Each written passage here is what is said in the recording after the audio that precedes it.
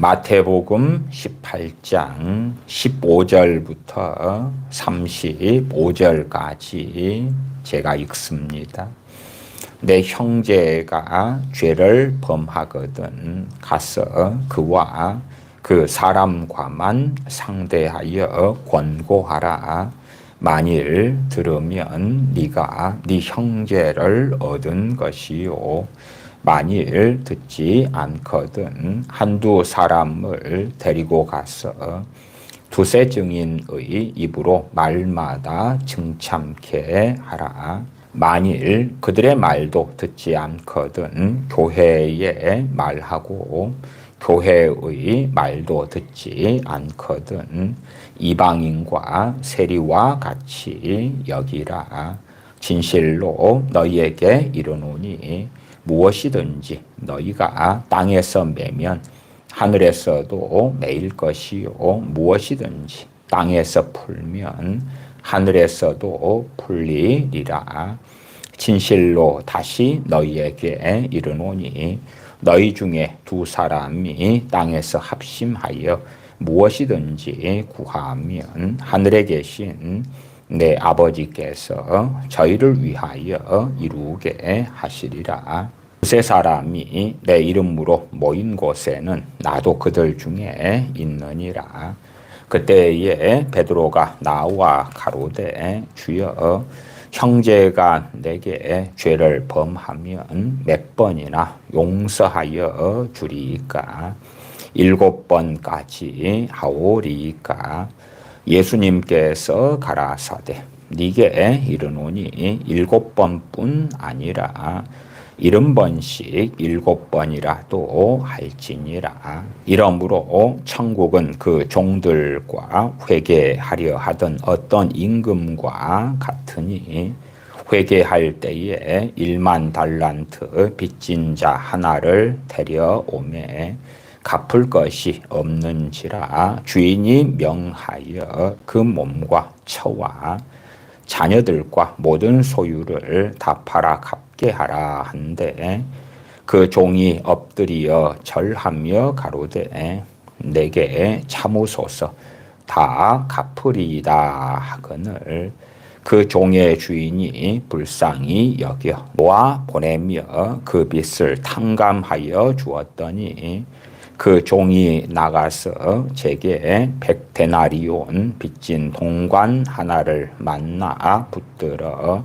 목을 잡고 가로되 빚을 갚으라 하며 그 동관이 엎드려 간구하여 가로되 나를 참아주소서 갚으리이다 하되 허락하지 아니하고 이에 가서 저가 빚을 갚도록 오게 가두거늘 그 동관들이 그것을 보고 심히 민망하여 주인에게 가서 그 일을 다 고하니, 이에 주인이 저를 불러다가 말하되 악한 종아, 너가 빌기에 내가 네 빚을 전부 탕감하여 주었거늘 내가 너를 불쌍히 여김과 같이 너도 네 동관을 불쌍히 여김이 마땅치 아니하냐 하고 주인이 노하여 그 빚을 다 갚도록 저를 옥졸들에게 붙이니라. 너희가 각각 중심으로 형제를 용서하지 아니하면 내 천부께서도 너희에게 이와 같이 하시리라. 아멘. 이 마태복음 18장의 말씀은 18장 전체가 주님께서 제자들에게 하시는 말씀이 되어지는데, 그것을 문맥으로 나눈다면 18장 15절부터 마지막 35절까지가 한 문맥이 되어집니다. 그리고 18장 35절 다음에 19장 1절로 가시면 예수님께서 이 말씀을 마치시고 갈릴리에서 떠나 요단강 건너 유대 지경에 이르시니 큰 무리가 조건을 그렇게 35절까지의 말씀을 마치신 다음에 갈릴리에서 떠나셨던 이야기 또한 계속된 주님의 사역이 나와 있습니다. 지난 시간에 이어서 많이 오해되고 폭해되고 있는 마태복음 18장 18절, 19절 또한 20절 말씀을 중심으로 함께 살펴보려고 합니다. 18장 19절에 가면 진실로 다시 너희에게 이르노니 너희 중에 두 사람이 땅에서 합심하여 무엇이든지 구하면 하늘에 계신 내 아버지께서 저희를 위하여 이루게 하시리라. 많은 사람들은 이러한 성경 구절을 암송하면서 홀로 실망하고 낙심하고 좌절합니다. 야, 누가 내가 원하는 것을 위하여 나와 합심 기도를 해줄까? 물론 지금 현 시대 교회의 세태 가운데는 실상은 합심기도 두 사람이 합심하여 구하는 합심기도보다 더 많은 합심기도들이 일어나고 있습니다. 소위 말하면 중보기도다. 그렇게 지칭하겠지요. 중보기도 팀을 교회적으로 만들어서 기도 제목을 내놓고 그것을 위하여 함께 부지런히 기도하는 것입니다.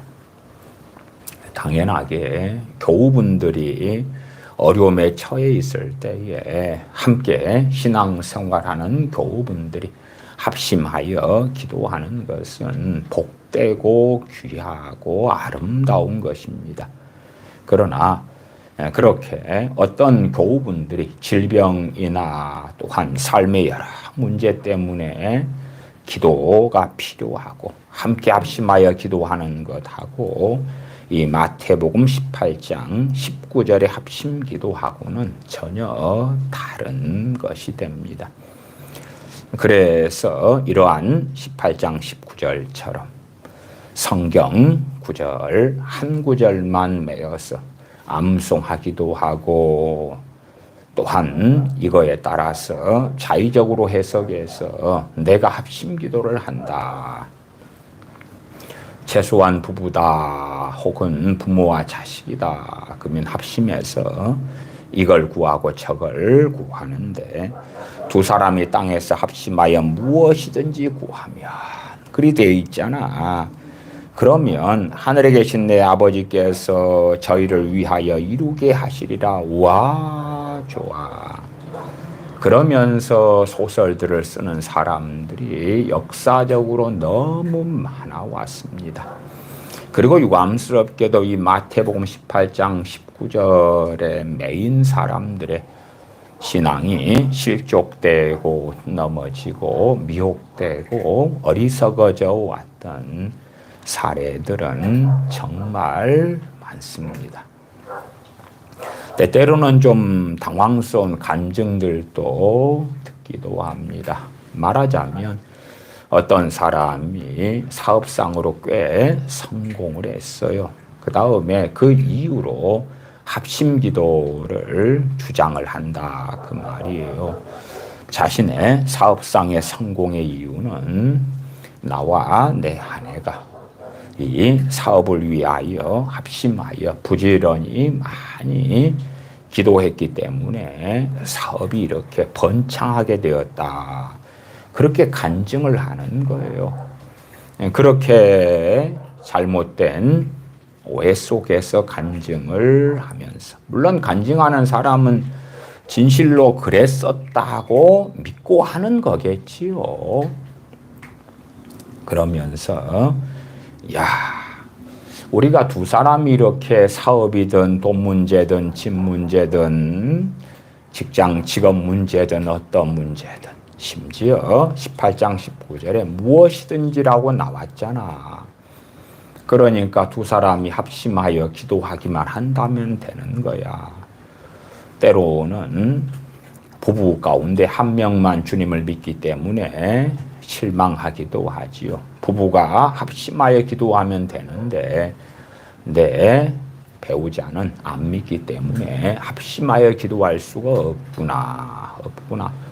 합심하여 기도만 하면 어떤 문제든지 해결되고야 말 터인데, 물론 그러다가 이제 자녀들이 있고 자녀들이 신앙생활을 하면서 내 자녀들과 합심하여 기도해야 되겠다. 그러나 이루어지지 않는 대부분의 일들을 보지요. 정말 성경의 가운데서 잘라내어서 말씀을 자의적으로 해석하는 것은 끔찍한 일입니다. 그 가운데 대한민국 교회는 샤머니즘적인 기도, 주술적인 기도, 정욕적인 기도, 기복주의를 위한 기도, 자신들의 행복을 위한 기도, 또한 자녀들의 행복과 만족과 즐거움을 위한 기도. 우리의 자녀들이라면 성경은 고난을 말씀하고 인내를 말씀하고 주님을 위하여, 하나님의 영광을 위하여 살아야 함을 말씀하지만, 자녀를 위한 기도로서는 자녀들이 구원받고요, 이 땅에서도 부족함이 없이 가능하면 부귀영화를 누리고 행복하고 만족하고 즐겁고 재미나고 건강하게 그렇게 살다가 천국에 들어가게 해주세요. 이 땅 위에 자녀들에게 차고 넘치게 하나님께서 복을 주세요. 나아가서는 탁월한 신앙, 좋은 믿음, 깨어있는 신앙생활까지 하면서 이 땅에서 멋지고 아름답고 행복하고 만족하고 재미나고 건강하고 그렇게 믿음 좋은 크리스천으로도 함께 살게 되기를 원합니다. 자신들이 무엇을 구하는지를 도무지 이해하려고 하지 않는다, 그 말이에요. 왜냐하면 그것이 마치 선악과처럼 보암직하고 지혜롭게 할 만큼 탐스럽게 보이는 아름다운 기도 제목이라고 생각하기 때문에 그러하지요. 어찌하든지 간에 두 사람이 합심하여 기도한다. 또한 교회의 중보기도 팀이 있다. 또 요즘에는 실시간 기도회 같은 걸 많이 하지 않습니까? 그래서 실시간 기도회의 댓글란에 기도 제목을 올리지요. 그러면 그걸 위해서 우리가 기도하겠습니다. 그리고 열심히 기도하는 거예요. 제가 몇 번을 말씀을 드렸습니다만은 최근에 윤석열 전 대통령의 탄핵이 되지 않게 하기 위하여 특별히 우리 교회 교인들 가운데 보수파 크리스천들이 많이 있어 왔기 때문에 그런 분들 가운데 상당한 분들은 대통령이 탄핵되지 않고 복귀하고 제자리에 돌아가서 놀랍게 대통령의 직무를 수행할 수 있게 되기를 기도했더랬다, 그 말이에요. 그런 사람의 수가 제 생각에는 최소 100만 명 이상, 못해도 200만 명의 이리저리 되는 숫자들이 기도했을 것이다. 그러나 응답되지 않았잖아요. 명확하게 주님 하신 말씀은 거짓이 없습니다. 그런데 우리의 삶의 현장에서, 삶의 실상에서 말씀이 이루어지지 않는 것을 보면 우리가 말씀을 오해하고 곡해하고 어리석게 정욕적으로 사용하고 있는 것이지, 주님께서 능력이 없으시거나 자신이 하신 말씀을 어기시거나 거짓말을 하셨거나 결코 그렇지는 않다. 과거에 2011년인가요? 온누리교회 담임 목사님인 하용조 목사님이 당시 64세의 나이로 질병으로 인하여서 일찍 돌아가셨습니다.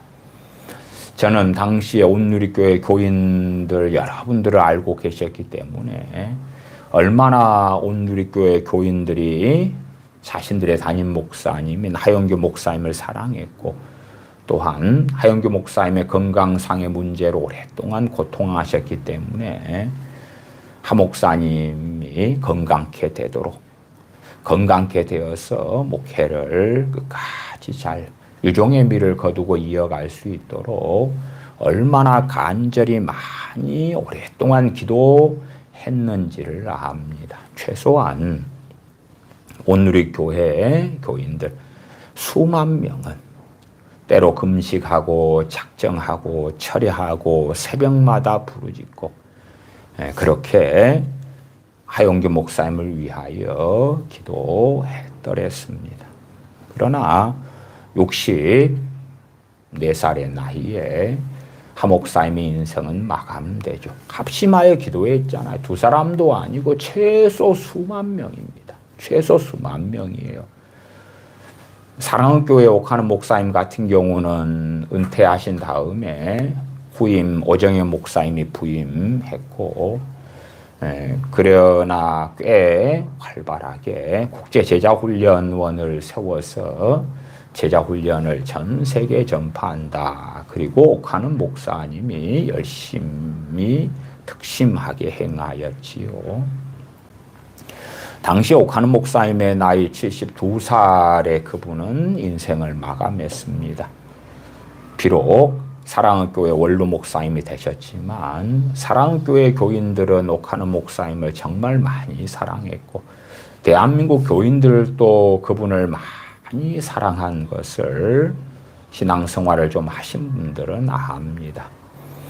그러나 그분의 질병으로 인한 소식으로 인하여 많은 이들이 옥하는 목사님의 건강을 놓고 기도하고 했으나 유감스럽게 치유되지 않은 채에 72살의 인생을 그분은 마감하였습니다. 그때가 제 기억으로는 2010년인가 그렇게 되어지지요.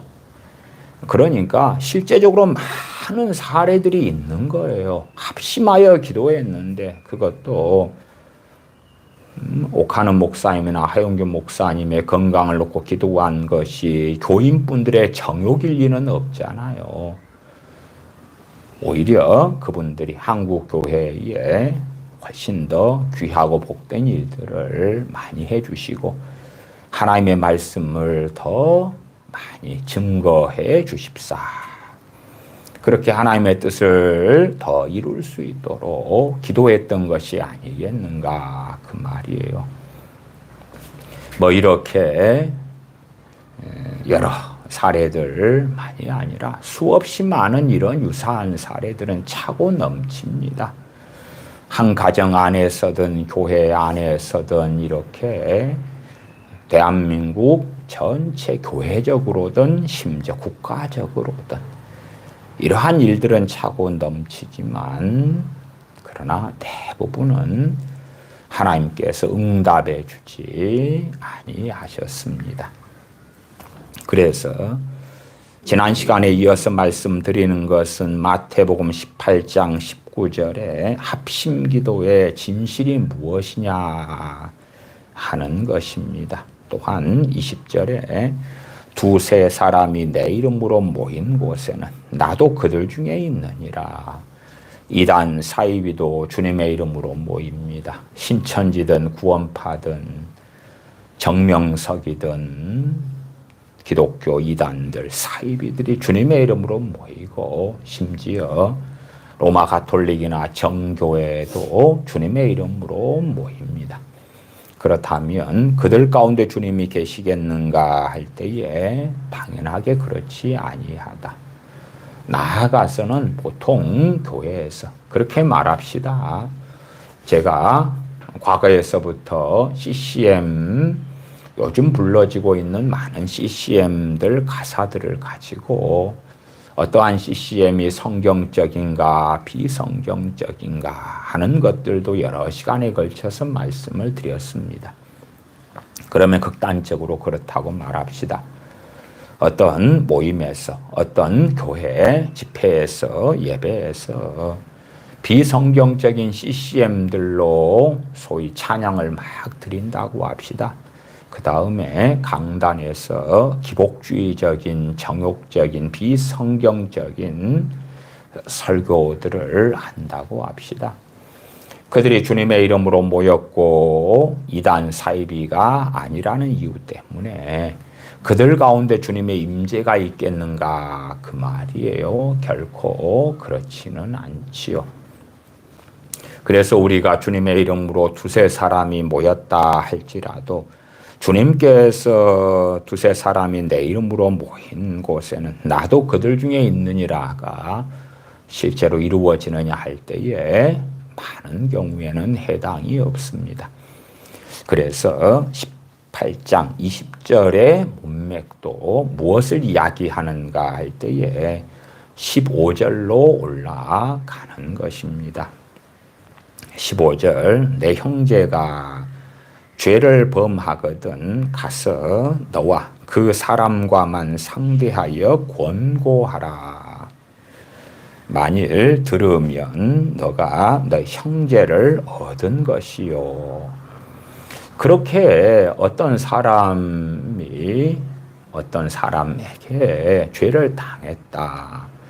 그리고 그에게 가서 권고했는데 그가 들었다는 이야기는 돌이켰다는 이야기고 회개했다는 이야기입니다. 나아가서는 많은 일들은 배상이 필요하지요.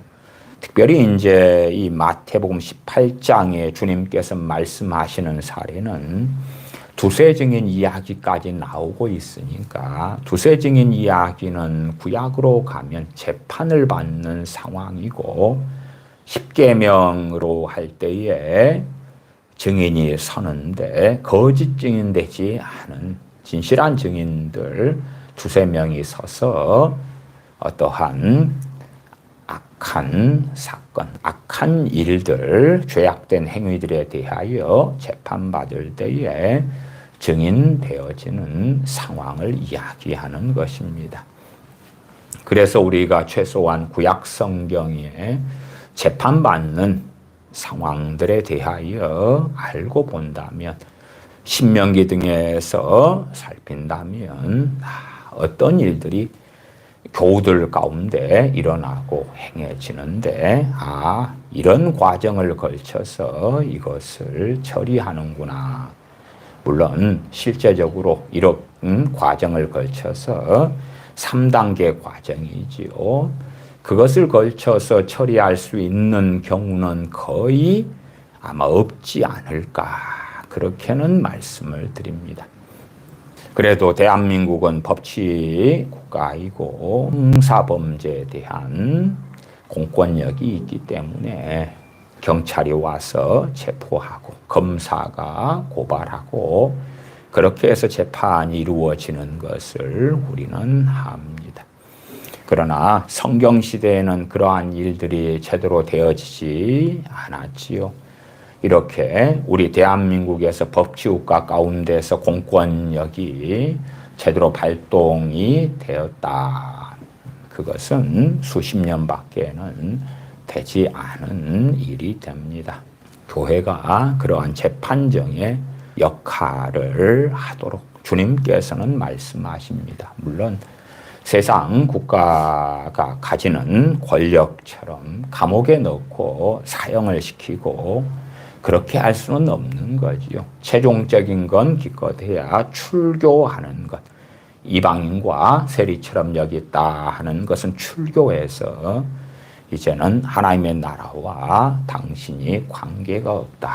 이렇게 올바르게 할 때에 그것은 주님께서 두세 사람이 내 이름으로 모인 곳에는 그렇게 죄악된 일에 대하여 처리를 해나갈 때에 그것이 주님의 말씀에 맞고 합당할 때에 그 판결 가운데 어느 쪽으로 흘러갔든지 간에 말하자면은 그 죄 지은 사람이 회개하였을 때에 그러면서 하나님 앞에 나 죄 지은 형제나 교회에게 잘못을 빌고 회개하였을 때에 그때에 주님께서도 그 회개를 받아들이시고 그를 용서하실 것이다.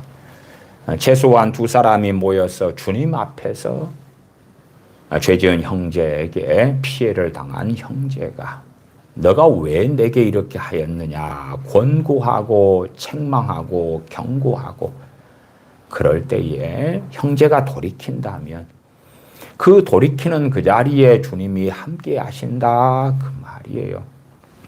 어떤 사람에게 내가 죄를 지었다면 크게 내가 두 종류의 죄를 짓는 것이 됩니다. 첫째는 그 사람에게 죄를 지은 거고 두 번째는 하나님께 죄를 지은 것입니다. 사람이 죄를 용서했다 해서 하나님께서 용서하시는 건 결코 아니라는 걸 알지 않습니까? 그런데 진실로 회개했고 또한 피해를 당한 형제가 용서했을 때에 그것이 주님 앞에서 주님의 이름으로 행해지는 것일 때에 그 용서함 가운데 하나님의 용서가 거기에 있다. 그래서 18장 18절이 있는 것입니다. 18절 진실로 너희에게 이르노니 무엇이든지 너희가 땅에서 매면 한 형제가 죄를 지었어요. 땅에서 매는 일이죠. 매는 일이에요. 그때에 하늘에서도 매이게 된다. 그 죄를 통하여 이사야 59장 2절에 오직 너희 죄악이 너희와 너희 하나님 사이를 내었고 너희와 너희 하나님 사이를 갈라버렸다. 그 말이 갈라버렸다. 과거의 동독과 서독의 베를린 장벽처럼 대한민국과 북한 사이에 놓인 휴전선처럼 그렇게 갈라버렸다. 물론 그 이상으로 갈라버렸죠. 그 이상으로. 동독 서독에 베를린 장벽이 있어도 동독 사람들이 때때로 서독에 와서 일을 하고 돌아가고 그랬지요. 대한민국과 북한 사이에 휴전선이 있어서 왕래는 할 수 없어도 때때로는 개성공단을 통해서나 혹은 이산가족 상봉을 통해서나 심지어는 난파 간첩들이 넘어오기도 하는 등 그러나 죄악을 통해서 하나님과 너희 사이가 갈라졌을 때는 결코 그 사이를 뛰어넘을 수는 없는 것이다 하는 것이죠. 회개하지 않는다면 하나님께서 용서하시지 않는다면 그 죄의 경중에 따라서 하나님과 그 사람 사이에 놓인 또한 갈라진 그것을 메울 수는 없는 것이고 그래서 너희 죄가 그 얼굴을 가리워서 너희를 듣지 않으시게 함이니 너희를 듣지 않으시게 한다는 것은 너희의 기도에 대하여 하나님께서 응답하시지 않는다 그 말이에요. 우리는 하나님의 나라와 하나님의 의를 무엇보다도 중심에 두고 기도해야 됩니다. 그러나 우리는 이 세상에 살아가지 않습니까? 세상에 살면서 가족이든 경제적이든 사업이든 직장이든 직업이든 건강이든 하나님께 도우심을 구하고 은혜를 구하고 응답을 구할 많은 일들이 산적에 있기도 합니다. 그러나 우리의 죄악을 통하여 하나님과 우리 사이가 갈라졌다면 우리가 많이 기도할지라도 이사야 1장에 말씀하신 것처럼 하나님께서 듣지 아니하실 거다. 왜 그렇습니까? 이사야 59장 2절 하반절에 너희 죄가 그 얼굴을 가리워서 너희를 듣지 않으시게 함이니 베드로 사도도 증거하는 것처럼 하나님께서는 그 귀를 의인의 간구에 기울이신다 말씀하죠. 그러면 우리 같은 죄인들 또한 죄를 날마다 짓는 사람들이 어떻게 주님 앞에 설 수 있을 것이냐. 주님의 죄사함, 주님의 죄속의 대속의 은혜를 힘입어서 주님의 보혈의 능력을 힘입어서 우리의 죄를 자백하고 고백하며 나아갈 때에 우리의 죄를 깨끗게 하시고 용서하셔서 우리를 의인으로 받아주시는 거예요. 회개하는 심령을 새롭게 하시는 은혜를 주시는 것입니다. 그 가운데 이제 우리가 어떤 사람에게 죄를 지었을 때가 문제가 되는 것이다. 그 말이에요. 많은 어떤 사람들에게 죄 지은 사례, 나아가서 어떤 사람들이 우리들에게 죄 짓는 많은 사례들이 있습니다. 실제로 그러기 때문에 마태복음 18장 15절부터의 말씀을 설명하는 것도 조금 자세하게 설명하려면 여러 시간의 설교를 해야 되고 그래도 사실은 많이 부족합니다. 왜냐하면 실제의 삶 속에 들어가다 보면 정말 많은 다양한 사례들이 존재하기 때문에 그러하지요. 그래서 18장 15절부터의 이야기는 우리가 첫째 명심하실 것은 그런 것입니다. 15절로 다시 가십시다. 내 형제가 죄를 범하거든 죄를 내게 범했다. 이 사람마다 어떤 사람인가, 어떤 인격을 가지고 있는가, 어떤 관대함을 가지고 있는가, 어떤 용납을 가지고 있는가, 사람이 얼마나 큰 사람인가, 소갈머리가 좁고 이기적이고 그런 사람인가에 따라서 각자가 경험하는 것은 전혀 다를 것입니다. 어떤 사람이 길을 지나가다가 툭 누군가를 치고 지나갔다. 그런데 어느 정도의 인격을 갖춘 사람이라면 그러한 일을 아무것도 아닌 걸로 받아들일 것입니다. 나아가서는 충분히 툭 치고 지나간 사람을 이해할 수도 있고 용납할 수도 있을 것이에요. 교회 안에서도 많은 일들이 벌어지지요. 교회의 봉사하는 상황 속에서 서로 스쳐 지나가는데 바쁘기 때문에 성가대 연습해야 돼, 안내위원을 서야 돼, 주보를 빨리 준비해야 돼. 뭐 그러다가 스쳐 지나갔는데 부딪히고 툭 치고 지나갔다. 그런데 어떤 사람이 너무 바빠서든지 또 다른 이유에서든지 미안하다고 안 하고 지나갔다. 그것을 당한 사람 입장에서 어떻게 생각할 것인가? 물론 저는 그런 상황은 18장 15절에 해당되지 않는다고 말씀드리는 거예요. 그것을 죄를 지었다. 그리고 그것을 구약의 율법 속에서 재판하는 상황에 두세 증인까지 동원할 이야기가 되는가 할 때에 결코 되지 않는다. 그 말이에요. 그러니까 누가 나를 툭 치고 지나가면서 미안하다고도 안 했다. 그러나 완악하고 어리석은 사람들은 죄악 속에 스스로 그런 일을 겪은 다음에 빠져들기도 합니다. 저 사람이 고의적으로 나를 치고 지나갔다. 나를 무시했다. 어쨌다. 첫쨌다. 그렇게 해석하는 가운데 이제 이간질을 시작하게 되기도 합니다. 그런 상황에서는 오히려 이 마태복음 18장 15절부터 18절까지 있는 1단계, 2단계, 3단계 형제가 죄를 내게 지었을 때에 처리하는 1단계도 해당 안 되고 2단계도 안 되고 3단계도 안 됩니다. 그를 용서해주고 축복해 주는 것이죠. 물론 그 사람의 마음이 넓다면 결코 용서할 문제도 아닙니다. 그러한 사소한 실수나 잘못은 우리들도 셀 수 없이 많이 다른 사람들에게 행해 오고 있는 것이고 다른 사람들 넘어서 전능하신 하나님 앞에는 무수하게 죄를 짓고 있는 것이 되기 때문에 그러합니다. 네, 그래서 어떤 사람의 마음이 넓다면, 큰 사람이다면 이렇게 표현도 하고요. 인격이 갖춰졌다면 그 사람은 사소한 일에 대한 범위가 굉장히 넓을 것입니다. 굉장히 넓을 것이에요.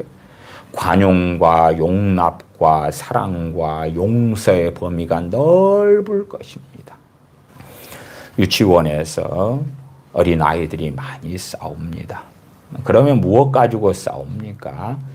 어른들 입장에서 유치원 아이들이 싸우는 걸 보면 기가 막혀서 허허 웃기도 합니다. 왜요?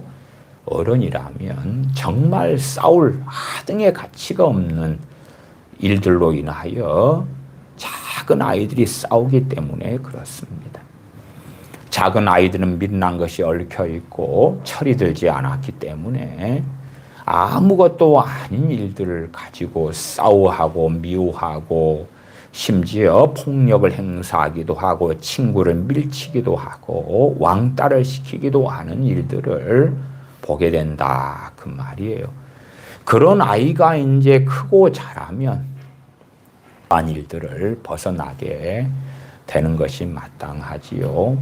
고린도전서 13장 사랑장에 사도 바울은 증거합니다. 내가 어릴 때는 어린아이와 같았다. 말하는 것이, 행동하는 것이 어린아이와 같다가 장성한 자가 되어서는 어린아이의 일을 버렸노라. 점점점 주님 안에서 성숙한 믿음을 가지고 성장해 가면 과거에는 용납할 수 없었던 일들이 용납하고 이해할 수 없었던 일들이 이해가 되어지고 참을 수 없었던 일들이 참아지고 그러다 보면 어떤 형제가 내게 죄를 범했다 하는 것에 대한 이해도 확연히 달라질 것이다. 구약의 두세 증인을 데리고 가서 어떨 때 재판을 했는가? 어떤 상황에서는 자신이 오해하고 곡해해서 누군가를 미워하면서 저 사람이 내게 죄를 지었다. 저 사람이 내게 잘못했다. 그러면서 그 사람을 용서하려고 노력하는 사람들을 저는 많이 만나왔습니다. 소위 말하면 어떤 사람 때문에 내가 상처를 받았어. 그 상처를 가진 지가 10년 되었어. 15년 되었어. 20년 되었어. 30년 되었어. 근데 저 사람이 어떤 말 때문에 내가 속상했어. 물론 당연하게 99%의 일들은 재판정에 가져갈 수 없는 거예요. 민사소송도 안 되고 민사소송보다 훨씬 격이 높은 형사소송은 결코 될 수가 없는 사안들이에요. 그렇게 어떤 사람의 말 한마디에 마음속에 대못이 박혔어. 그리고 그 말을 한 그 사람을 용서하려고 15년, 20년을 고생을 하는 거예요. 물론 용서하려고 고생하니까 야, 최소한의 어떤 마음은 가지고 있구나. 말씀대로 살아가려고 하긴 하는 모양이다. 그럴 줄은 몰라도. 그러나 이제 그러한 상황에서 상담을 하고 한 걸음 두 걸음 더 깊이 들어가면 그 사람의 어리석음으로 인하여서 실상은 용서합니다에도 해당되지 않는 일이에요. 그러니까 어떤 사람들은 마치 자신이 갑의 위치에 있는 것처럼 누군가를 용서해주는 위치에 있는 것처럼 오히려 자신이 가해자가 된 상황도 많아요. 어떤 두 사람의 관계 속에서 그렇다고 말합시다. A라는 사람이 B라는 사람에게 10번을 잘못해요.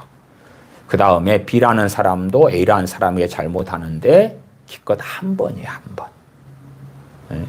그런데 내가 10번을 상대방이 잘못해놓고 상대방이 나에게 한 번의 꼬투리를 잡힐 때에 자기가 한 짓은 전혀 기억하지 않고 상대방이 내게 한 번의 일이나 말을 가지고 억울하다, 억하심정을 가진다, 분노를 가진다. 그리고 그런 것을 장기간 품고 사는 거예요. 그러면서 스스로가 대단한 의인인 것처럼 하나님 저 사람을 용서해야 되는데 잘 안 되네요. 어렵네요. 용서합니다. 그랬다가 내일 되면 제자리로 돌아가고. 그러한 것은 용서할 문제가 아니죠. 그러나 세월이 많이 흐른 다음에는 이 뇌 이상이 생기는 것처럼요. 다 기억이 왜곡이 돼버리는 거예요. 어디에서 진실이고 어디에서 거짓이고 이것을 어떻게 할 수가 없는 거예요. 그렇기 때문에 우리가 과거의 어떤 사람들과 얽혔던 많은 일들 가운데서도 그러한 일들이 내 마음의 상처로 여전히 남아있는 많은 일들이 있다면 그 가운데 내가 생각하는 진실과 팩트인 진실, 사실은 조금에서부터 아주 많이까지 너무나 거리가 멀 수 있다는 것도 지혜를 가진 사람들은 알아가야 할 것입니다. 그래서 완악한 사람들은 형제가 내게 사소한 실수를 하고 사소한 잘못을 하고 그것도 심각한 사안이 아니에요. 그러한 것들을 가지고 일일이 따진다면 어떻게 세상을 살아갑니까? 별일 아닌 것을 가지고. 그러한 것들은 용납해주고 사랑해주고 사랑은 허다한 허물을 덮느니라. 그렇게 하고 지나가야 되는 거예요.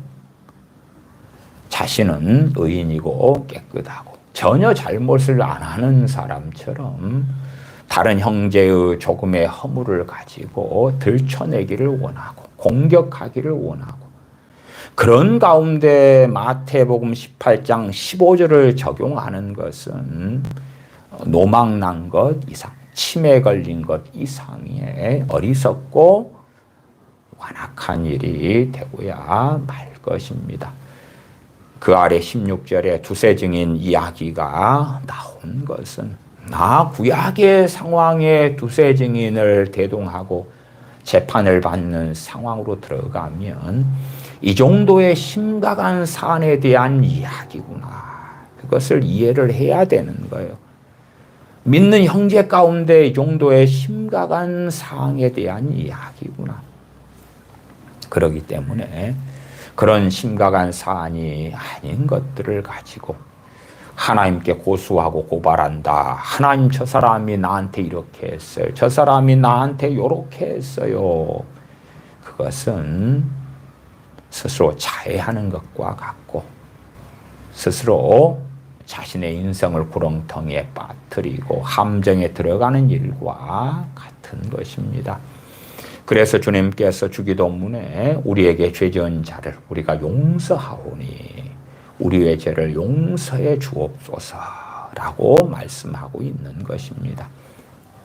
그러나 고린도전서 5장처럼 교회를 더럽히는 그러한 누룩이 되는 악한 짓들이 있고 그것에 당하였을 때에 그때는 교회를 정결케 하기 위하여 깨끗게 하기 위하여 다루어야 하는 심각한 중대 사안이 된다 그 말이에요. 그에 대한 이야기는 고린도전서에가 충분히 예제들이 나와 있기도 하고요.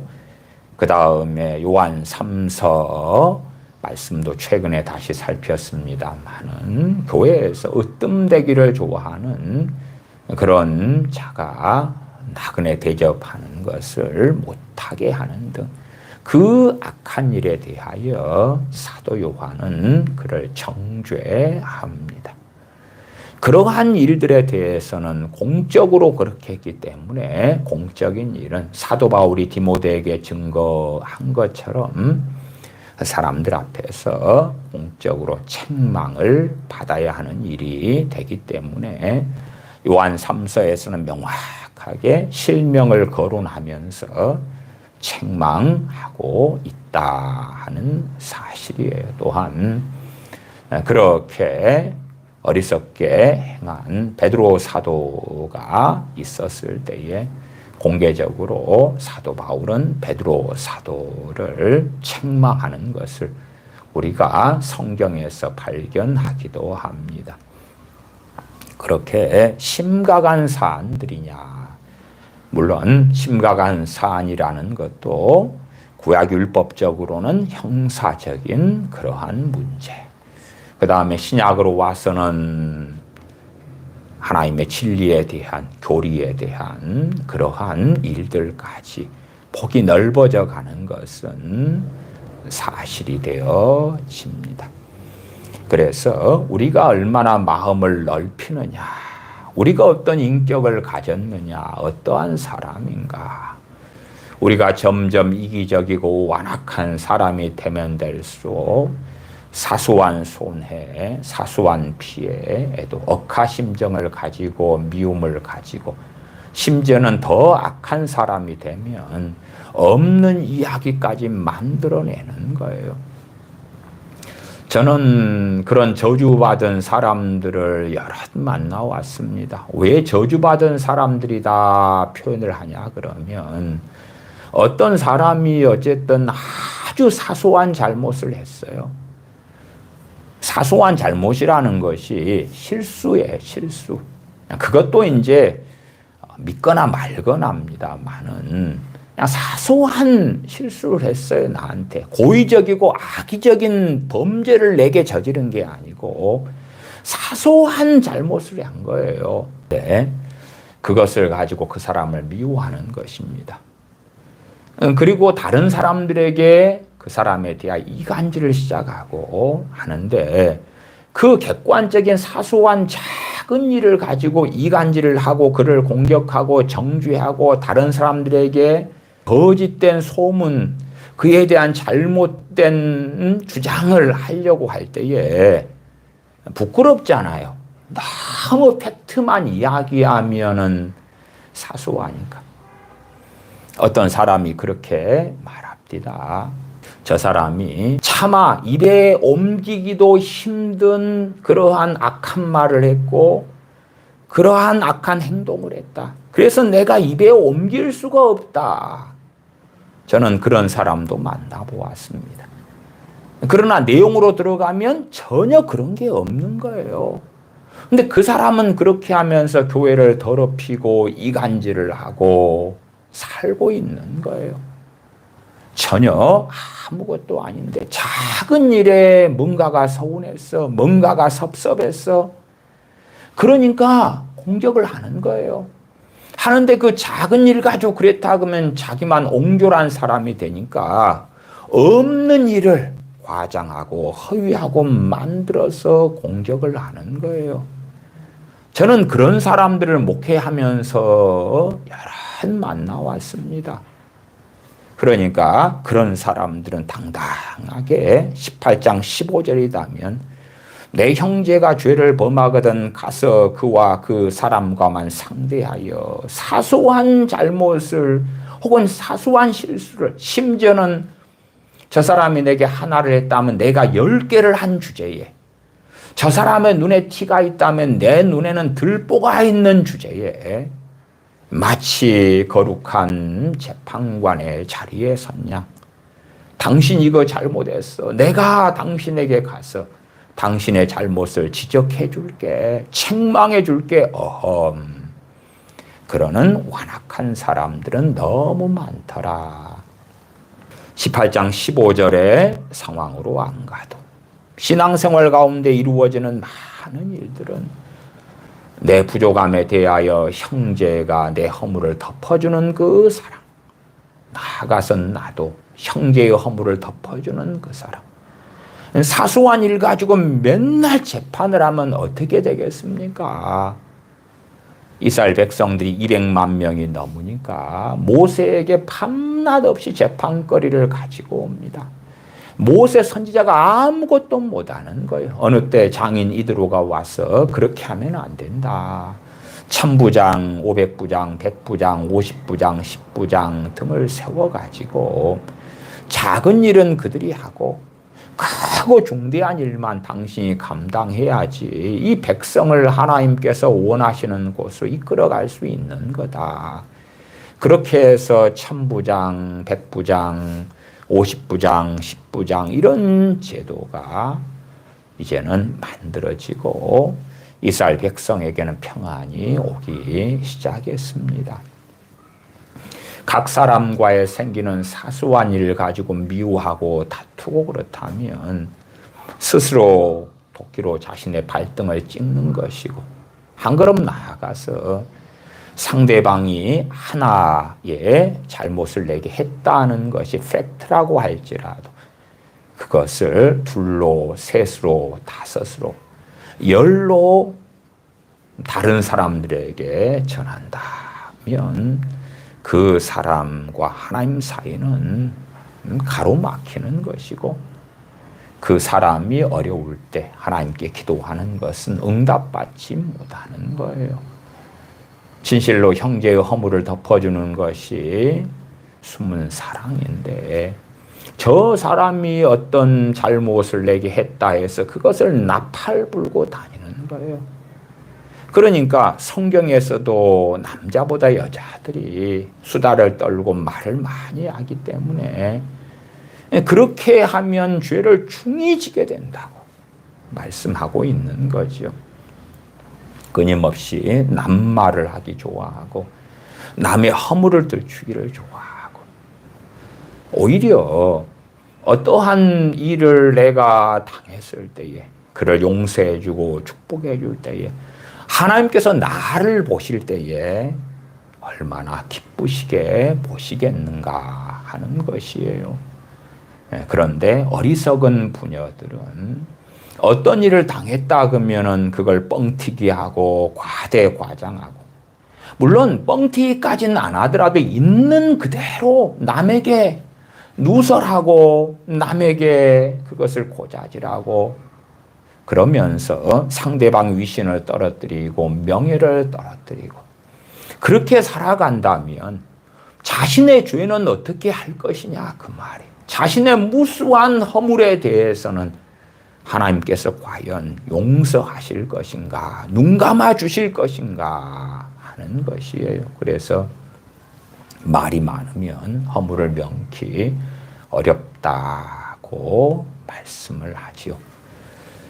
이 주님께서 말씀하신 18장 15절에 명확한 것은 두세 증인까지 설 정도로 구약의 재판을 받는 상황까지 가는 심각한 사안의 죄에 대한 것.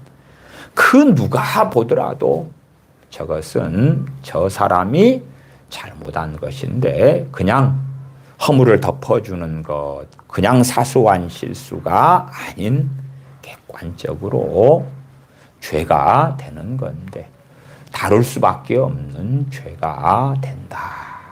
그런 사안이다 하는 것이죠. 15장 하반에 만일 들으면 네가 네 형제를 얻은 것이요. 왜 사안이 심각하냐 그러면 그 형제가 내게 죄를 범했고 내가 피해자인 당사자로서 그러한 일이 잘못됐다고 꾸짖는데 책망하는데 받아들이지 않을 때에 형제를 잃어버린다 그 말이에요. 이것이 2단계, 3단계로 가서도 그 형제가 돌이키지 않을 때는 누가 되느냐 하면 하나님께 주님께서는 명확하게 17절 하반에 교회의 말도 듣지 않거든 이방인과 세리와 같이 여기라. 이방인과 세리라는 이야기는 하나님의 백성이 아니다 그 말이에요. 주님께서는 내 사람이 아니다. 내 제자가 아니다. 내 구원의 대상이 아니다. 내가 사랑하여 생명을 준 사람이 아니다. 다시 말하면 구원을 상실하게 되는 사람이다 그 말이에요. 그러니까 구원을 상실하게 되는 어떠한 죄들에 대한 이야기니까 결코 단순하고 간단하고 사소하고 작은 허물이나 잘못에 대한 이야기가 아니다. 그 말이에요. 참 속이 좁은 사람들, 참 이기적인 사람들. 그래서 우리가 관공서나 은행이나 보험회사나 이런 데 가면 악다구니를 지르고 소리를 지르고 그런 사람들을 종종 발견하지 않습니까? 왜요? 들어보면 사소한 일이요. 사소한 일인데 그것 때문에 성질나고 분개하고 적개심을 가지고 그 사람 입장에서는 어마어마하게 큰 일이 된다고 생각하는 거예요. 그냥 별것 아닌 작은 일에 격분하고 분개하는 거예요. 그 다음에 자신은 그런 큰 일을 당했다라고 주장하고 마치 큰 손해를 당한 사람인 양 주장을 하는 거예요. 그런 사람, 그런 양심이 돼버리면 주님 앞에서는 정말 아무것도 아닌 사람이 되는 거예요. 그래서 무수하게 많은 사소한 일들을 가지고 하나님께 따지고 그 사람한테 따지고 각 사람들한테 따지고 그러한 속씀씀이가 정말 좁쌀보다 못한 그런 사람이 된다면 그런 사람은 주님 앞에서 깨어서 살 수가 없어요. 옛날에 방학 때가 되면 교회 아이들이 그래도 함께 모여가지고 공부도 하고 등산도 하고 또 놀이도 하고 그렇게 생활을 했더랬어요. 그 가운데 어떤 아이가 이제 작은 일을 가지고 따지고 삐지고 싸우고 막 그랬어요. 그래서 친구들이나 또 동생들이나 누나나 형들이 별명을 지어줬어요. 뭐라고 했냐면 좁쌀 영감이다 그랬어요. 좁쌀 영감. 물론 걔가 지금은 나이가 들어서 20몇 살이고 군대도 갔다 왔고 그렇게 되었는데 옛날에 10살이 안 되었을 때 막 이럴 때 작은 일들 가지고 삐지고 싸우고 다른 애들은 대부분 안 그렇거든요. 대부분 안 그래. 그러니까 좁쌀 영감 그렇게 별명을 짓는 거예요. 그래서 저도 야 좁쌀 영감 오늘은 어때? 소갈머리가 좁쌀처럼 너무 작다 그 말이에요. 그런 사람들은 18장 15절을 볼 때에 나는 정말 많은 사람들에게 피해를 당해왔어.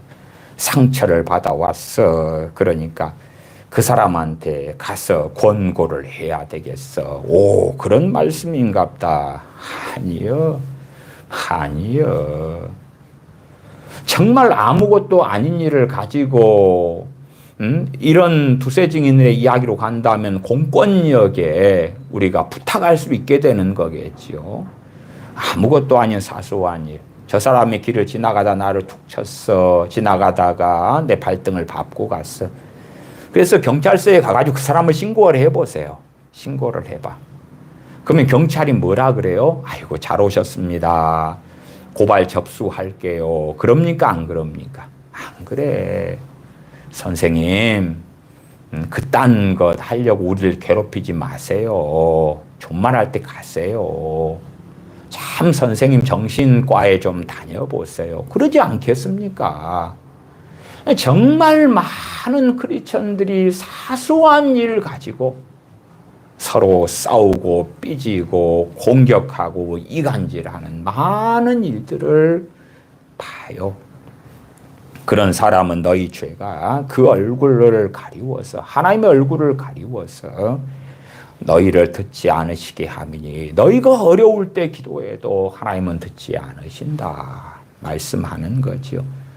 정말 저 형제가 내게 죄를 지었는데 그 죄를 방치할 때에 사망에 이르는 죄가 되고 하나님 관계가 끝나고 그럴 때에 저 형제를 진실로 사랑한다면 권면하는 거예요. 권면할 수밖에 없는 거예요. 그래서 그러한 사례들은 우리의 인생 여정에서는 생각외로 그렇게 많지는 않아요. 그러한 일들마다 삶마다 다루는 여러 방식이 다르다 하는 것은 너무나 명확한 이야기가 되지요.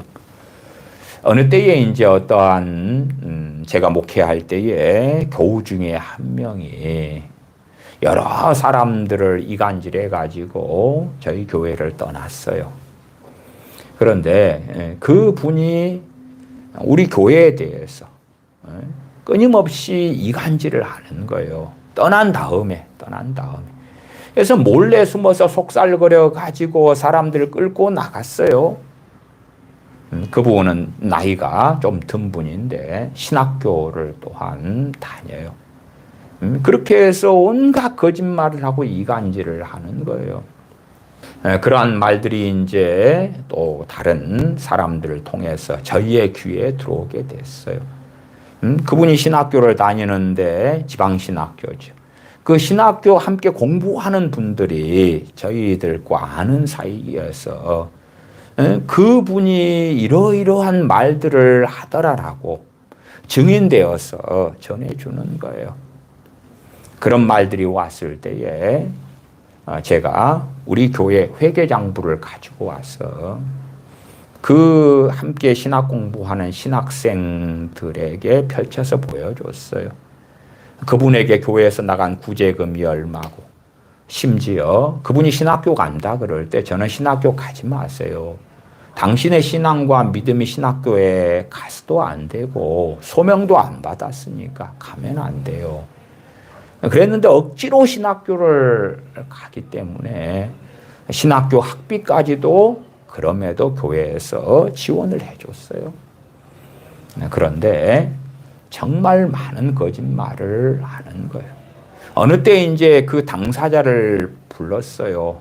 어쨌든 여러 사람들이 이간질 해가지고 우리 교회를 떠나게 했는데 그까지는 내용을 정확하게 알지 못해요. 무슨 이간질을 했고 무슨 거짓말을 했고 하는지를 모르기 때문에 따질 수가 없는 거예요.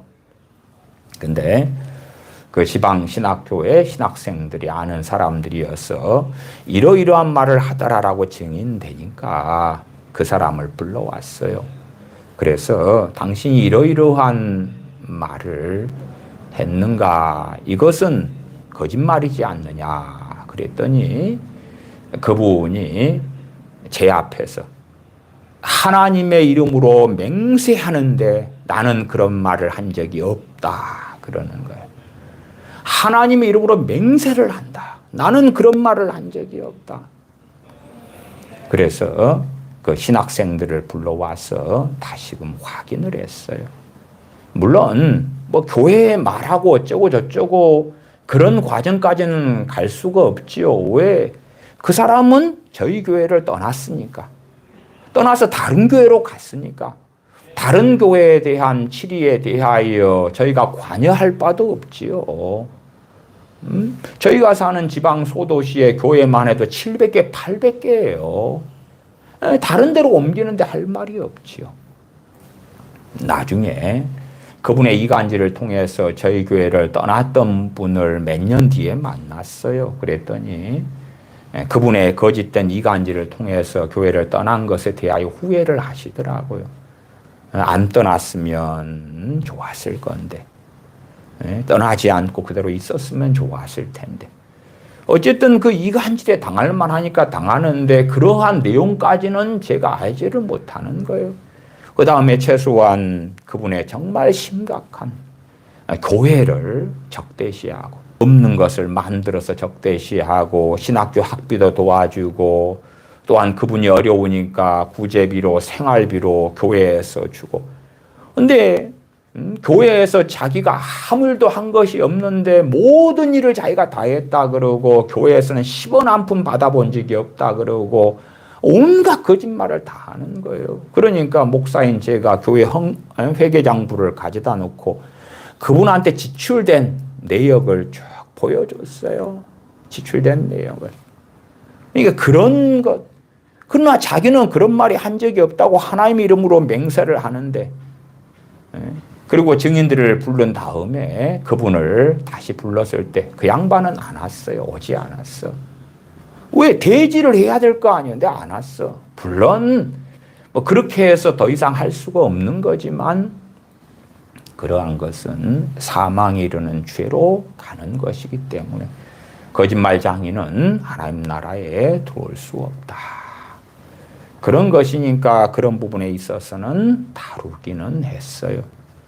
또 어느 때 교회 어떤 청년이 미혹에 빠져서 잘못된 일을 행할 때에 그 청년에게 또한 청년의 부모들이 함께 저희 교회에서 신앙생활을 하고 있었어요. 그 청년과 부모님들을 불러서 지금 어디 집회에 가서 받은 영이 있는데 이 영은 미혹의 영이다고, 잘못된 영이다고 그렇게 권면하고 이야기를 했음에도 그 청년도 받아들이지 않았고 그 청년의 부모님도 받아들이지 않았고 그래서 이리저리 관계되어서 당시에 그 가정 플러스 알파 해서 5명의 교인이 그때 떠났어요. 물론 그분들 그 부모님들 같은 6명이 5명이 떠났네요. 그런데 시간이 몇 년 지난 다음에 그 부모님은 이제 다른 교회 다니시면서 명절 때 되면 저를 찾아오시고 함께 다과도 하고 시간도 보내고 그렇게 오랫동안 했어요. 그분들은 잘못을 나중에 깨닫고 난 다음에 그 다음에 이제 찾아오셨더랬거든요. 부모님들은요. 그렇게 해서 교제 관계는 오랫동안 함께 이어져 왔어요. 어쨌든 그렇게 미혹행위 잡혔을 때는 이야기를 해줄 수밖에 없잖아요. 정말 중대한 사안이거든요. 이단 사이비에 빠졌다 그럴 때도 권면을 할 수밖에 없는 상황이 되어지지요. 그런 것들에 대해서는 특별히 제가 목회자의 경우는 좀 더 폭넓게 적용될 수 있는 것이죠. 그러나 이제 그러한 사람이 듣지 않는다면 끊임없이 그에 대하여 관여할 만한 그러한 권위는 없다. 그래서 사도 바울이 디모데에게 디모데전서 5장 22절에 다른 사람의 죄에 간섭지 말고 내 자신을 지켜 정결케 하라. 어느 정도 할 수 있는 것이 있지만 한계는 명확한 것이 명확해요. 베드로 사도도 베드로전서 4장 15절에 너희 중에 누구든지 살인이나 도적질이나 악행이나 남의 일을 간섭하는 자로 고난을 받지 말려니와. 사나운 개가 있는데 지나가다가 그 사나운 개의 귀를 잡아당겨요. 그러면 사나운 개가 물어버릴 것 아닙니까? 우리는 남의 죄에 대하여 관여할 권세가 없고 권위도 없고 권한도 없는데 그것을 입에 올리고 판단하고 정죄하고 헤아리고 입 밖에 내고 그러면서 어리석어지면 무수한 중한 죄짐을 지는 거예요. 심지어 그렇게 나하고 관계없는 다른 사람의 죄에 관여해서 그 사람한테 마치 스스로 선지자가 된 양, 거룩한 하나님의 사자가 된 양, 당신 이런 죄를 왜 짓느냐. 그러면서 한다면 그것도 스스로 함정에 빠져드는 일이 되죠. 그럼도 명백하게 18장 15절에 형제가 죄를 짓는데 그것이 주님 말씀하신 뜻, 의도에 명확히 맞는 일이고 그렇게 해서 형제를 책망했을 때 형제가 들으면 내가 내 형제를 얻은 것이다. 사망에서 건져준 것이다. 그 말이에요. 영적인 사망에서 건져주는 것이다. 그럴 때에 18절, 19절, 20절이 해당되는 것입니다. 진실로 너희에게 이르노니 무엇이든지 너희가 땅에서 매면 하늘에서도 매일 것이요 무엇이든지 땅에서 풀면 하늘에서도 풀리리라. 그 죄를 짓는 어떠한 일, 다양한 상황, 다양한 죄들이 있을 거 아닙니까? 거기에서 그 형제가 권면을 듣고 책망을 듣고 돌이킬 때에 하나님께서는 땅에서 풀었기 때문에 하늘에서도 풀어주신다. 그 말이에요. 하나님과 그 사람 사이에 막혔던 것이 열려진다. 그 말이 열려진다. 그 말이에요. 그리고 그 자리에 20절 두세 사람이 내 이름으로 모인 곳에 나도 그들 중에 있느니라. 주님이 말씀하시는 거예요.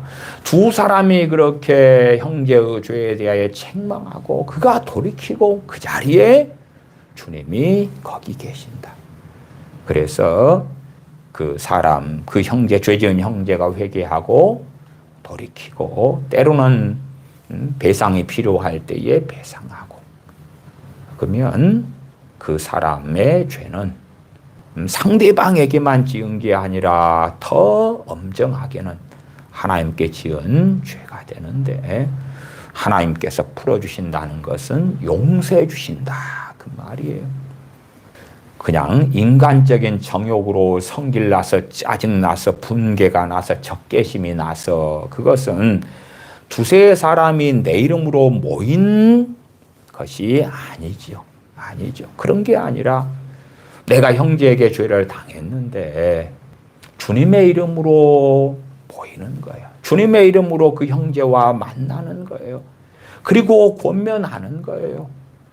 주님의 뜻을 이루기 위하여, 주님을 기쁘시게 하기 위하여. 그렇지, 억울하기 때문에, 분노하기 때문에, 적개심에 불타올라서 한이 맺히기 때문에 상대방을 비난하고 공격하고 정죄하려고 그런 게 아니라 형제를 살리려고, 형제를 구원하려고, 형제를 얻으려고, 형제를 사망에 이르는 죄 가운데 빠지지 않게 건져내려고. 형제가 물에 빠져서 허우적거리고 있기 때문에 그러는 거예요.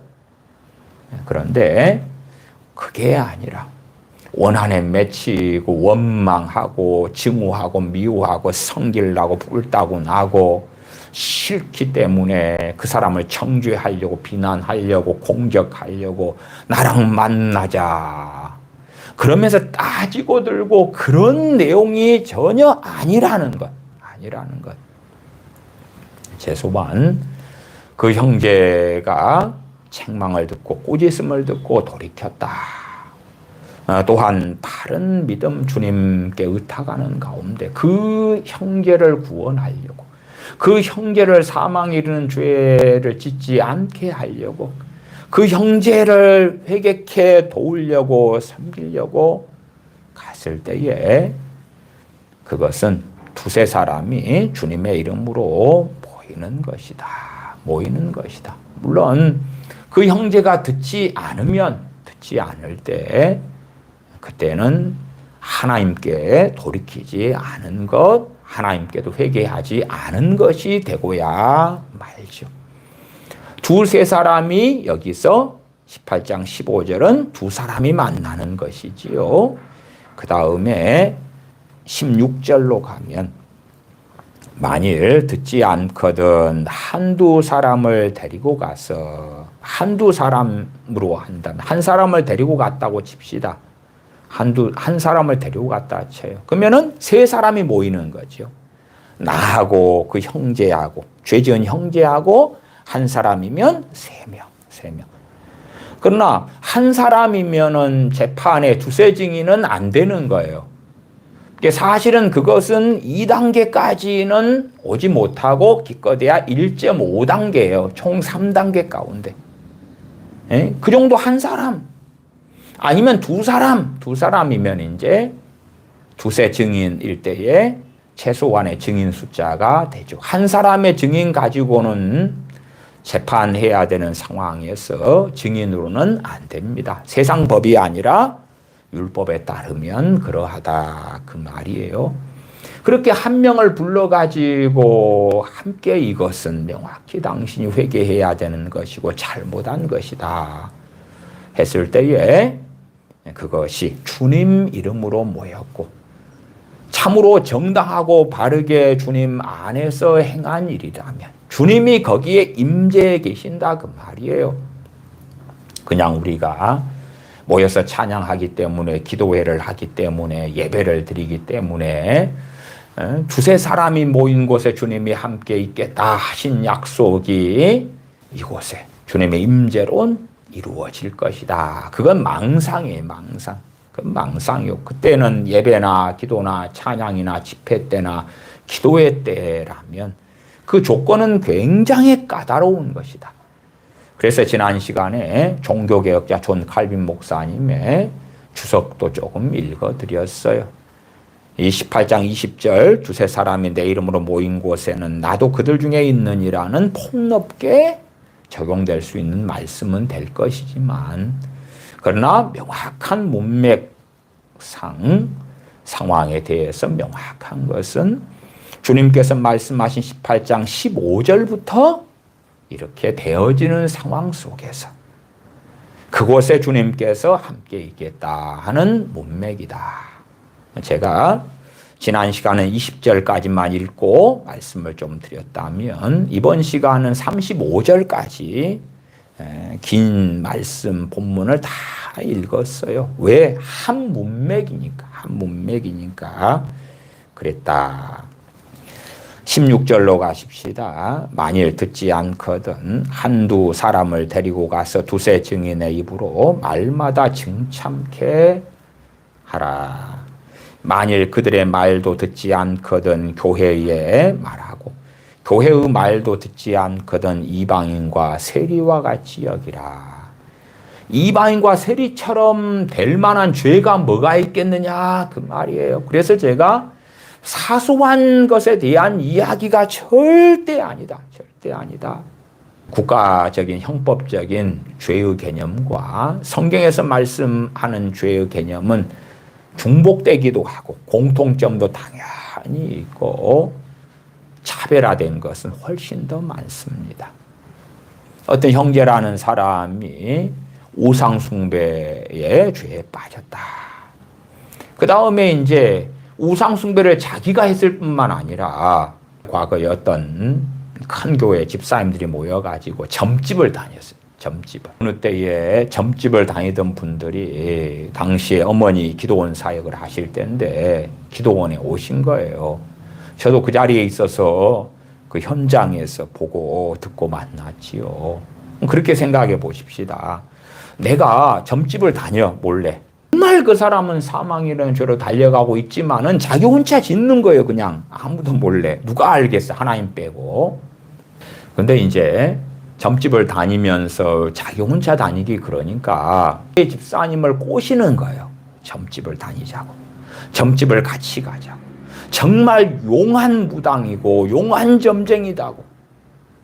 그럴 경우 어떻게 해야 돼요? 그에게 권면해야 되죠. 돌이키게 해야 되죠. 세상 법으로는 그런 것은 전혀 형사상도 민사상도 심각한 사안이 아니다 그 말이에요. 그러나 교회적으로는 그건 끔찍한 일이 되지요. 그래서 돌이키게 하고 안 들으면 두세 증인 혹은 한두 사람을 데리고 가는 거예요. 자, 한두 사람이라고 합시다. 그러면 이분이 나하고 점치러 가자고 했다. 그럴 때에 한두 사람, 그걸 직접 목적은 안 했는데 그 사건만 들으면 이미 답이 나오잖아요. 물론 거기에서 그 사람이 부인할 수도 있어요. 그렇죠? 제가 앞에 어떤 분 이야기를 했잖아요. 증거가 나왔고 증인들이 나왔는데도 하나님의 이름으로 맹세한다고 나는 그런 말을 한 적이 없다고. 그러면 이제 그 자리에 주님이 계시다 그 말이에요. 그래서 너가 땅에서 묵는구나. 하늘에서 또 묶어질 것이다.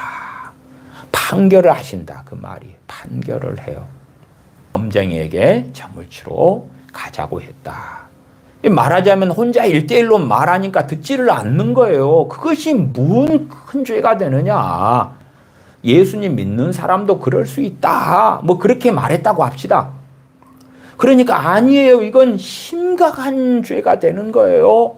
그리고 이제 모두를 불러다가 같이 설득을 하는 거예요. 이건 심각한 일이 됩니다. 그렇게 말할 때에 아주 완악한 사람, 나 그런 적 없다. 그렇게 할 수 있지만은 그 정도 아닌 사람들이야. 아니, 그건 별일 아니잖아요. 그러면은 한두 사람이나 두세 증인이 설득을 하지요. 말씀적으로. 봐보세요. 이런 구절 성경 말씀이 있어요. 이런 우상 숭배하는 일을 피하라 했어요. 등등의 말씀을 전해줄 때 그렇군요. 돌이킬 수 있다 그 말이에요. 그런 심각한 사안에 대하여 어떤 남자 집사님이 교회 남전도회 모임을 한 다음에 그들을 꼬셨어요. 단란주점에 가자고. 그러면 그건 심각한 사안이 돼요? 안 돼요? 심각한 사안이 되는 거예요. 그렇잖아요. 그러면 이제 권면하는 거죠. 집사님, 그건 안 됩니다. 주님 말씀에 어긋납니다. 그리고 들으면 그 형제를 얻는 것이고, 그럴 때에 하늘에서도 회개했다면, 교우들 앞에서 돌이켰다면 하늘에서도 하나님께서 풀어주실 것이다.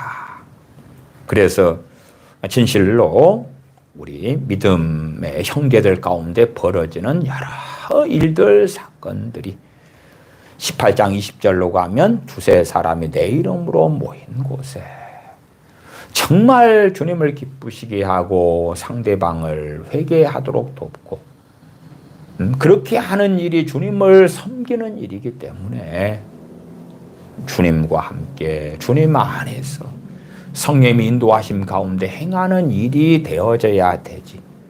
성길나서 판단하고 정죄해서 혹은 이간질하기 위하여 누군가를 왕따시켜 버리려고 그렇게 행하는 일이 되어서는 결코 안 되는 것이지요. 18장 19절로 가십시다. 진실로 다시 너희에게 이르노니 너희 중에 두 사람이 땅에서 합심하여 무엇이든지 구하면, 그래서 18장 19절이 이렇게 이어져 오는 거예요.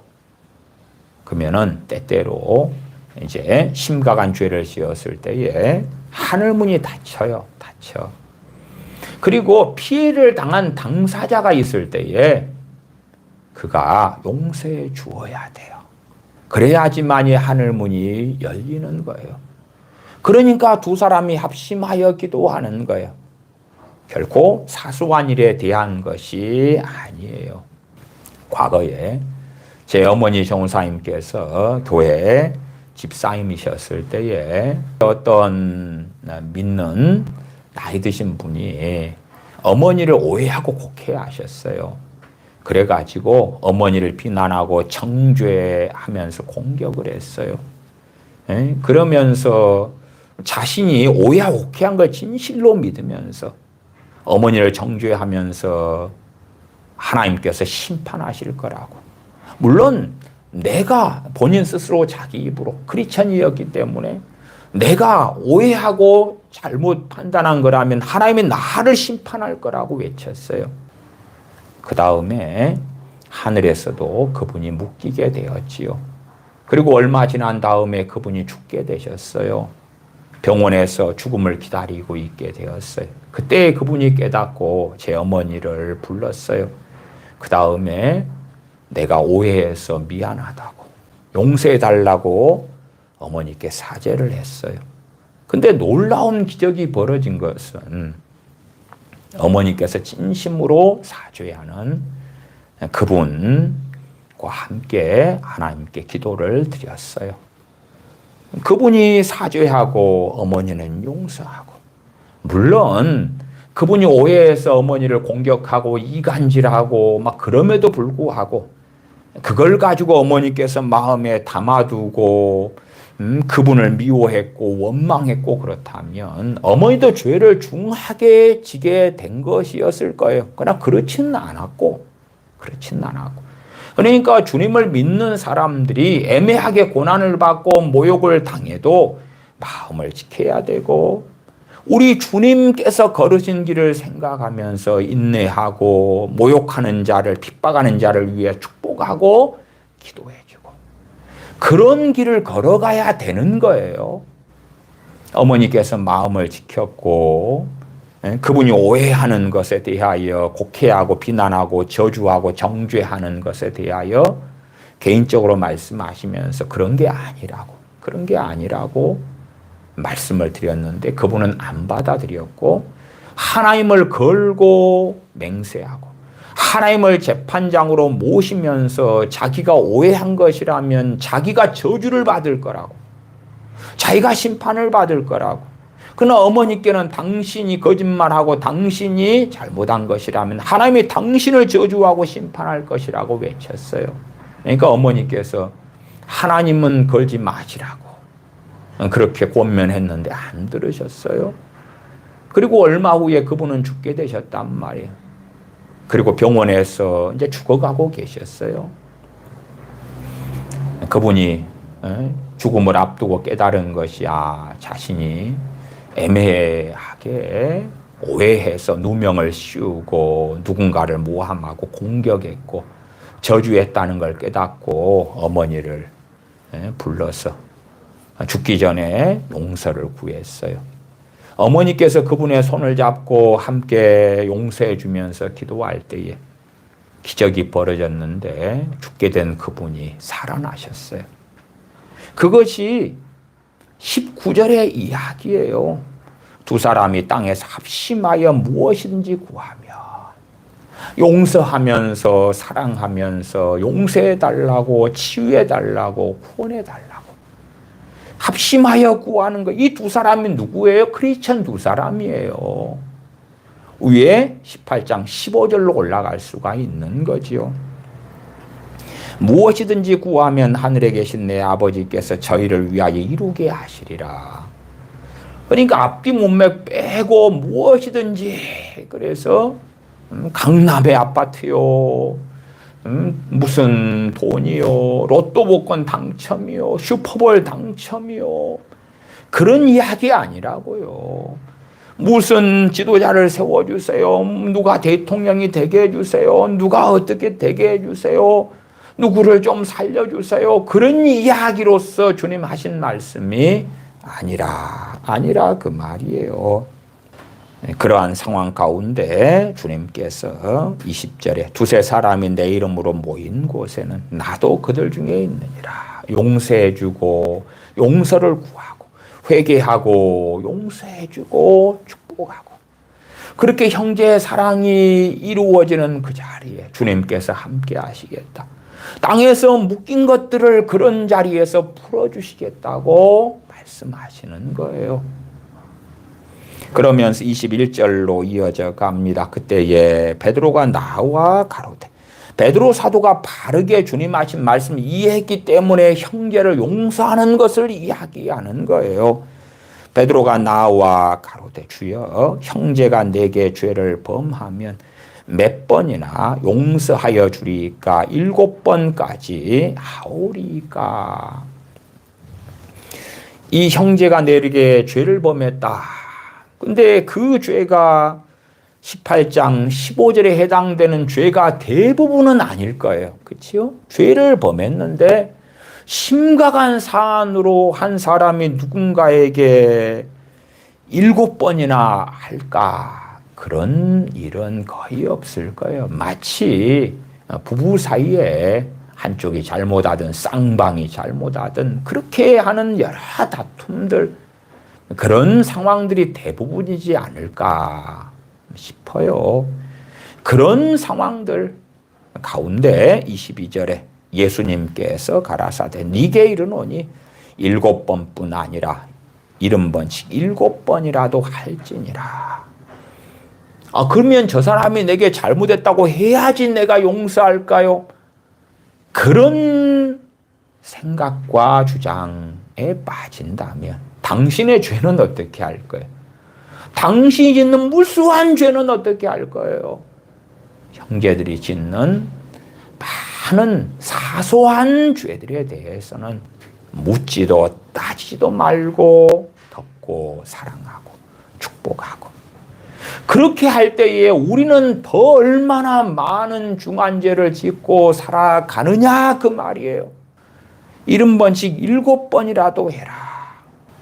이 7이라는 숫자는 완전수라고 일컬어져요. 단순하게는 70 곱하기 7 해서 490번까지 용서해라 말씀보다도 더 폭넓게는 완전한 용서, 더 끝없는 용서로 많은 주석가들은 이해하고 설명합니다. 최소한은 문자적으로 본다 해도 어떤 한 사람에게 490번을 용서한다. 물론 가장 먼저 적용되는 자리는 어느 자리겠어요? 부부예요. 부부 사이에 적용되겠지요. 부부 사이에 상대방이 잘못했을 때 오늘 아침에 뭘 잘못했더니 용서하지 않은 사람 입에서는 당신 이런 행동을 지난달에도 했잖아, 작년에도 했잖아, 재작년에도 했잖아, 이렇게 튀어나온다면 용서하지 않았다는 걸 전제하는 거죠. 용서했다면 잊어주는 거고 덮어주는 거고 망각해주는 거죠. 덮었던 것을 다시 들추면 어찌 되는 거예요?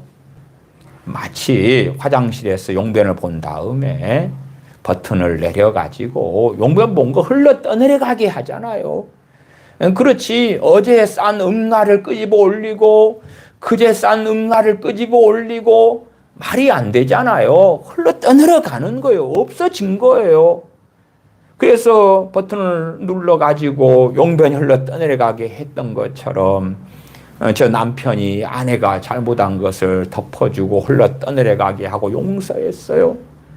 그러니까 변기에 가니까 깨끗하잖아요. 깨끗해. 그 용변이 안 남아있잖아, 거기에. 어제 싼, 그제 싼, 한 달 전, 3년 전 용변까지 끌어올리는 거 아니다, 그 말이에요. 70번씩 7번이라도 할지니라. 베드로 사도는 베드로전서 3장 7절에 남편들이 잘못할 때에 그들의 기도가 막힌다고 말씀해요. 기도가 막힌다는 것은 하나님께서 응답하지 않는다, 그 말이에요. 응답하지 않는다. 문제는 그 남편의 기도가 막힌다는 것은 남편 아내가 한 몸이잖아요. 그러니까 아내도 문제가 같이 일어나게 되죠. 물론 첫 번째는 그 남편과 하나님 사이가 막히는 것이니까 주님 주시는 평안이, 성령의 인도하심이, 성령의 열매가, 성령님의 도우심이 그 남편에게 막히고 없어져 가겠지요. 베드로전서 3장 7절을 제가 읽어드리면 남편된 자들아 이와 같이 지식을 따라 너희 아내와 동거하고, 지식을 따라 그것을 현대인의 번역으로는 남편된 여러분은 아내를 잘 이해하며 함께 살아가십시오. 잘 이해를 해라. 여자란 존재를, 아내를, 당신 아내를 잘 이해해라. 왜? 저는 더 연약한 그릇이요 또 생명의 은혜를 유업으로 함께 받을 자로 알아 귀히 여기라. 주로 남자들은 여자들의 외모를 항상 많이 따집니다.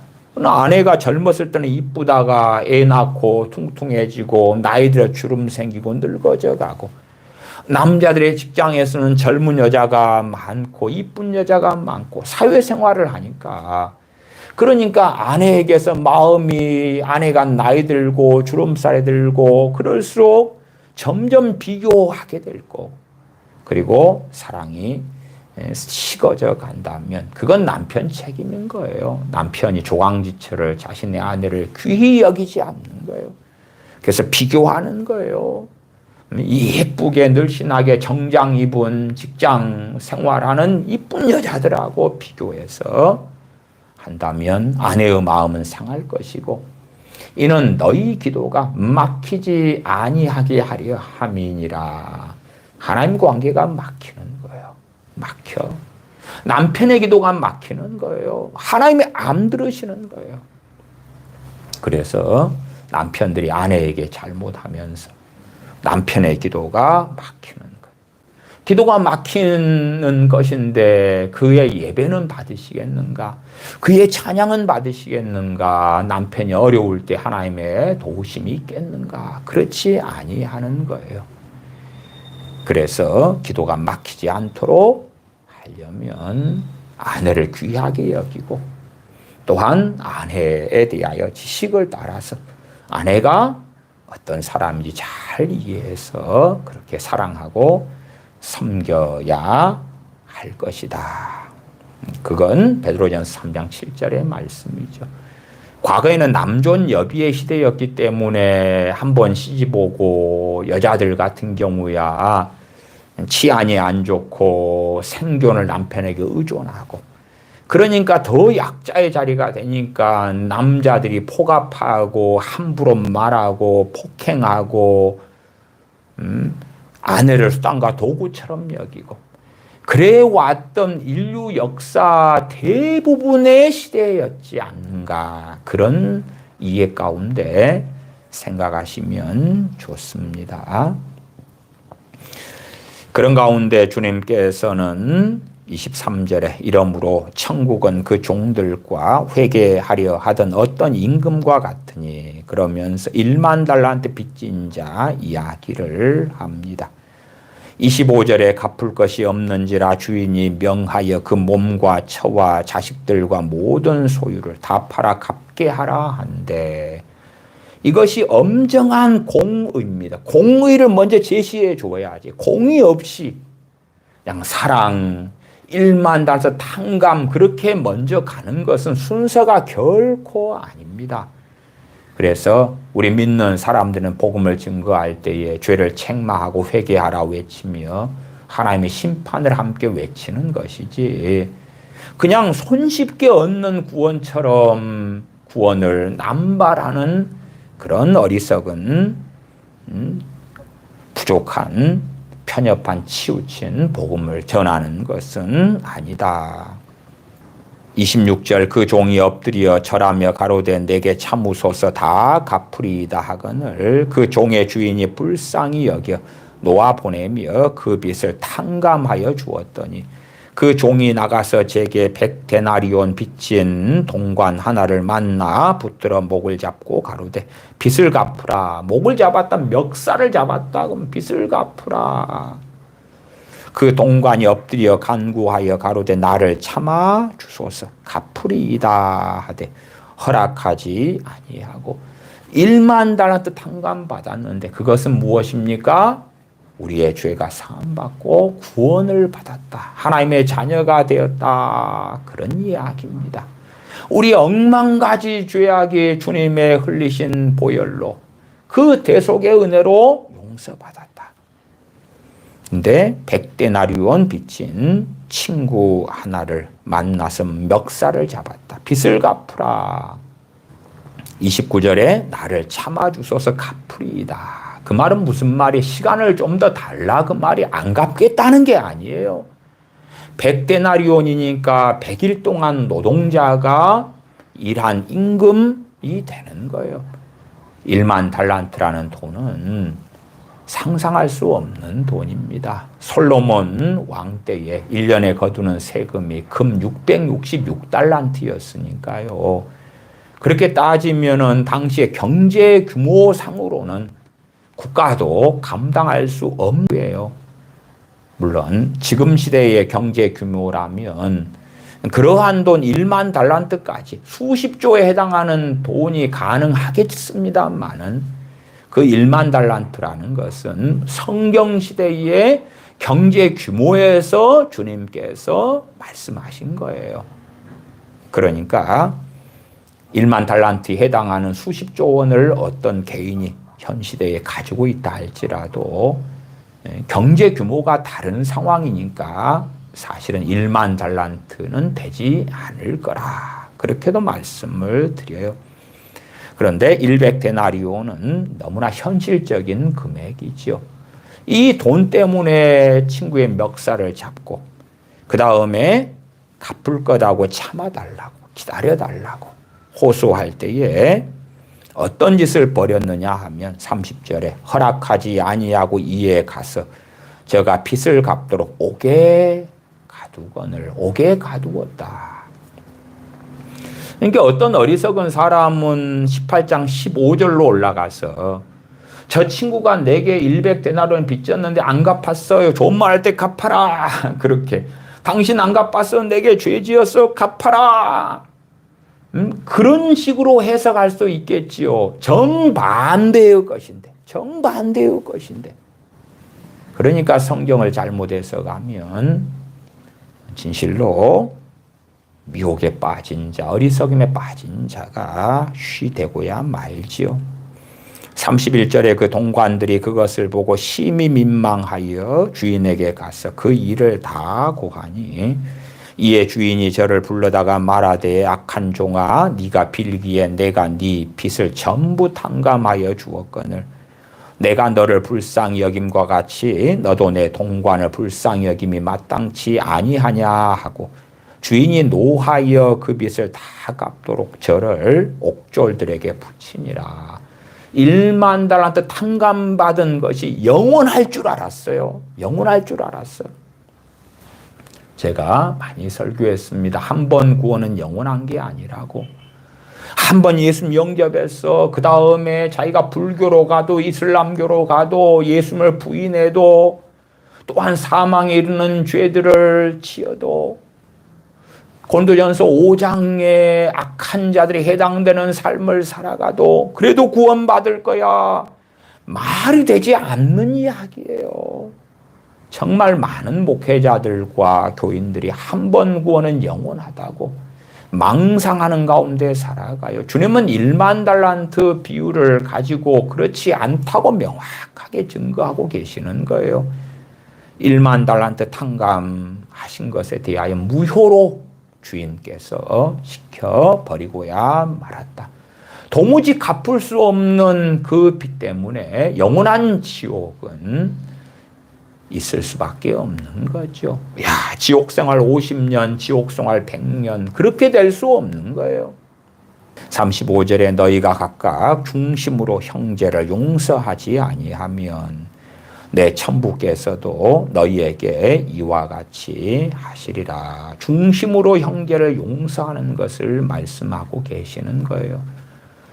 정말 많은 형제들의 죄들에 대해서는 그것이 사망에 이르는 죄라기보다도 내가 그런 죄를 지었을 때 덮어주기를 원하는 무수한 죄들일 거 아니에요. 그런데 그것을 가지고 꼬투리를 잡고 공격하고 불러내서 책망하고 꾸짖고 정죄한다. 그런 것은 마태복음 18장 15절하고는 해당이 없는 거예요. 정말 우리가 마음이 넓어질수록 또한 주님께서 나를 용서하시며 구원하심의 그 크신 은혜를 깨닫고 알면 알수록 우리의 마음은 넓어져서 더 용납하고 참아주고 연약한 자의 짐을 져주고 사랑해주는 것을 배워갈 것이다. 그러나 형제가 사망에 이르는 죄를 지었을 때에 심각한 죄 가운데 빠져들 때에 그것을 멈추도록 권면하고 사랑하는 것은 정말 뜨거운 형제의 사랑이 될 것이고 그렇게 책망했을 때 형제가 돌이키면 그 형제를 얻을 것이다. 그 형제를 사망에서 건져주는 형제의 사랑이 될 것이다. 또한 그러한 이야기는 우리가 요한 1서에서도 살펴볼 수가 있습니다.